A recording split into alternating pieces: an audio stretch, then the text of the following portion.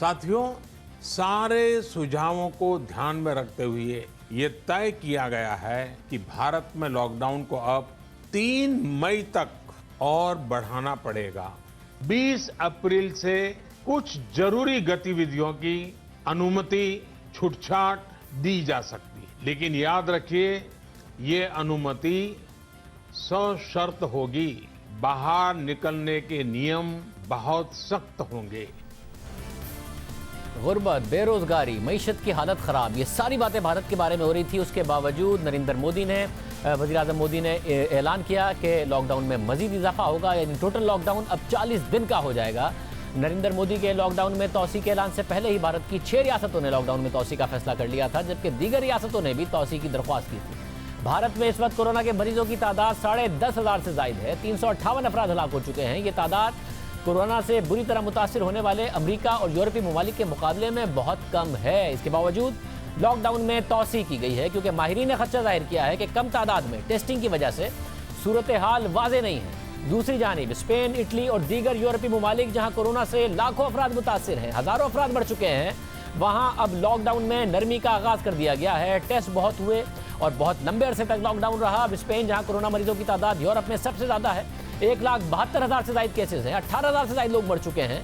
गुज़िश्ता 24 घंटों में 517 अफराद हलाक हुए हैं। वहाँ हुकूमत ने 2 हफ्ते से जारी लॉकडाउन में सख्त हिफाजती हिदायत के साथ महदूद पैमाने पर नरमी कर दी है, क्योंकि हुकूमत का ख्याल है कि अब पीक कर गया है और कर्व जो है वो फ्लैट हो चुकी है, जिसके तहत अब मैन्युफैक्चरिंग और कंस्ट्रक्शन से वाबस्ता अफराद को काम पर जाने की इजाज़त दी गई है। मगर तालीमी इदारे, रेस्टोरेंट्स और अवामी मकामात बदस्तूर 26 अप्रैल तक बंद रहेंगे। लॉकडाउन में नरमी के बाद पब्लिक ट्रांसपोर्ट के जरिए काम पर जाने वालों में हुकूमत की जानिब से मास्क तकसीम किए गए हैं। बरतानवी अखबार गार्जियन के मुताबिक लॉकडाउन में नरमी के बाद एक अंदाजे के मुताबिक 3 लाख अफराद ने काम पर जाना शुरू कर दिया है। स्पेन के साथ साथ कोरोना वायरस से मुतासरा दूसरे बड़े यूरोपीय मुल्क इटली ने भी लॉकडाउन को नरम कर दिया है। इटली में कोरोना के 1,60,000 से जायद केसेस हैं, 20,000 से जायद लोग हलाक हो चुके हैं। गुज़िश्ता 24 घंटे में 566 अफराद हलाक हुए, मगर जो हलाकतों की तादाद थी उसमें अब रोजाना की बुनियाद पर कमी आई है और लॉकडाउन को अब नरम किया गया है। छोटी दुकानों को खोलने की इजाज़त दी गई है। स्टेशनरी स्टोर्स और किताबों की दुकानें, बच्चों के कपड़े फरोख्त करने वाली दुकानें शामिल हैं। इटली में स्पेन की तरह फैक्ट्रीज को खोलने की इजाज़त नहीं दी गई है। साथ ही फ्रांस में लॉकडाउन में मजीद इजाफा कर दिया गया है। डेनमार्क में छोटे बच्चों के स्कूल्स को खोलने की इजाज़त दे दी गई है। जमहूरिया चेक और ऑस्ट्रिया में भी छोटी दुकानों को खोलने की इजाज़त दे दी गई है। पाकिस्तान में अब लॉकडाउन को नरम किया गया है, इजाफा ज़रूर किया गया है, मगर इंडस्ट्री को खोलने की इजाज़त है। कंस्ट्रक्शन सेक्टर को इजाज़त दी गई है।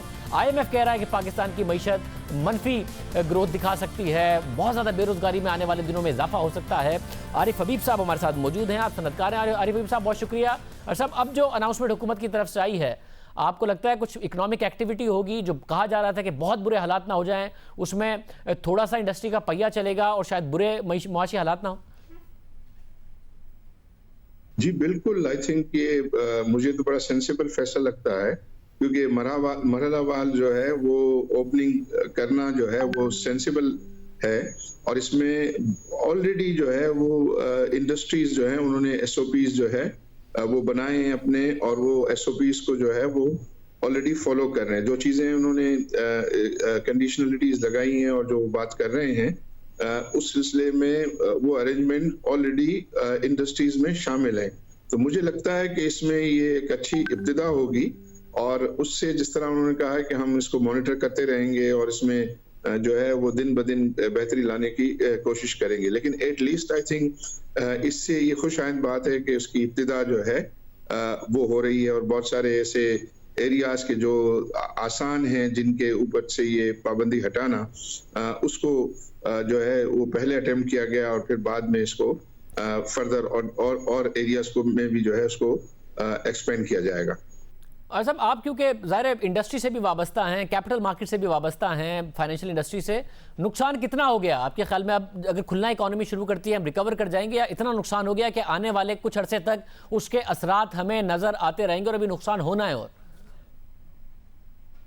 नुकसानात जरूर हुए हैं, और नुकसानात जो है वो अभी कितना हद तक आगे चलता है उसके ऊपर जो है वो डिपेंड करता है। अगर नॉर्मलसी जल्दी वापस आ जाती है तो आई थिंक ये नुकसानात जो है वो रिकवर जो है वो हो सकते हैं। लेकिन जिस तरह हम अगर कैपिटल मार्केट के हवाले से बात करें कि जिस तरीके से जितनी प्राइसेस गिर गई हैं, आई बिलीव वो नुकसान से ज्यादा जो है वो गिर गई हैं। तो मुझे लगता है कि नॉर्मल सी आएगी तो हम ये देखेंगे कंस्ट्रक्शन में जो है वो एक्टिविटी बढ़ी हुई नजर आएगी, कैपिटल मार्केट में एक्टिविटी जो है वो बेहतर नजर आएगी, और इंडस्ट्री भी जो है वो मैं समझता हूँ कि दोबारा से जो है वो रिवाइव होना शुरू होगी। एक्सपोर्ट के लिए एक क्वेश्चन मार्क है कि कितना जल्दी जो है वो एक्सपोर्ट मार्केट जो है वो रिकवर होती है, और खास तौर पे वो दूसरे ममालिक पे डिपेंड करता है कि वहाँ लॉकडाउन के जो है वो हालात क्या रहते हैं। तो मुझे मतलब क्यों महसूस हो रहा है कि ये सारे पैकेज के कंस्ट्रक्शन का पैकेज, फिर ये स्टेट बैंक की तरफ से, फिर और इंटरेस्ट रेट का जो है वो कम हो जाना, ऑयल प्राइसेस का गिर जाना, ये आई थिंक ये पोस्ट कोविड जो है वो बिजनेसेस को हेल्प करेगी मेरी नजर में। मतलब वजीर आजम की ज़ाहिर कंस्ट्रक्शन सेक्टर के जरिए इकोनॉमी को ड्राइव करने की जो अप्रोच है, हिस्टोरिकली हमने देखा है पाकिस्तान में कि इकोनॉमी अच्छी होती है, फिर लोगों का बाइंग पावर आता है, फिर कंस्ट्रक्शन सेक्टर अच्छा चलता है। इस वक्त खरीदारों का मसला है, डिमांड का मसला है कि वो नहीं है, लोगों के हालात ठीक नहीं है। आपको लगता है कि कंस्ट्रक्शन सेक्टर ऐसे सिनेरियो में ड्राइव कर सकता है, इकोनॉमी को आगे ले जा सकता है?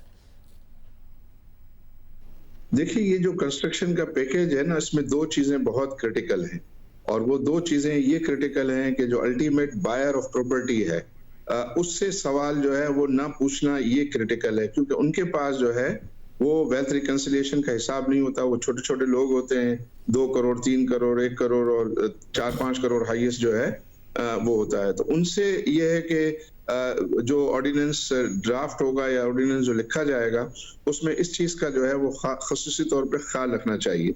नंबर 2 ये है कि इसकी जो डेवलपमेंट की अप्रूवल्स हैं, वो अप्रूवल्स में सहूलत पैदा करना वो क्रिटिकल। मेरी नजर में ये दो चीजें काफी हैं। बाकी जो कहा गया कि भाई ये डेवलपर्स को या कंस्ट्रक्टर को जो है वो सवाल नहीं पूछा जाएगा, मेरी नजर में इतनी कोई उसकी अहमियत नहीं है कि पहले ही ये सारी एमनेस्टी आ गई है और लोगों ने अवेल कर लिया है। फिर ये फिक्स टैक्स का इशू भी डेफिनेटली सहूलत पैदा करेगा, लेकिन मुझे नहीं लगता कि उसकी वजह से कोई वो गेम चेंजर होगा। लेकिन ये दो चीजें हैं कि आपको जो है वो अल्टीमेट बायर है जो पब्लिक है, वो पब्लिक से जो है वो इनका सोर्स जो है वो ना मांगा जाए, वेल्थ रिकंसिलिएशन ना मांगी जाए, और अप्रूवल को जो है तेज रफ्तारी से फैसिलिटेट किया जाए।